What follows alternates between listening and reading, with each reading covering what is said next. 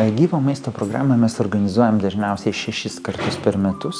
Kol kas taip yra, mes manom, kad galbūt augant poreikiui ir didės programų skaičius.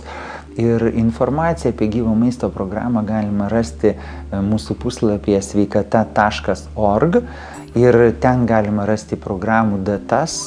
Ir kaip aš jau minėjau, programa vyksta savaitę, dažniausiai nuo sekmadienio iki sekmadienio. Programai dalyvauja nuo 10 iki 15 dalyvių ir tai nėra masinis kažkoks toksai reiškinys, tai iš tikrųjų yra tokia gili susikaupimo programa ir iš tikrųjų poilsio ir džiaugsmo, gyvenimo džiaugsmo atradimo programa. Pas mus būna žmonių ir kurie turi kažkokių tai rimtų sveikatos problemų, būna žmonių, netgi ir nėščios mamos atvažiuoja arba šeimos atvažiuoja, kurios galvoja susilaukti vaikų, atvažiuoja šeimos su mažais vaikais, atvažiuoja pagyvenę žmonės. Tai yra kiekvieną kartą susirenka unikali tokia žmonių grupė ir žmonės atvažiuoja iš visos Europos. Tai mūsų geografija ir Airija, ir Anglija, Prancūzija, Italija, Švedija, Suomija, Norvegija.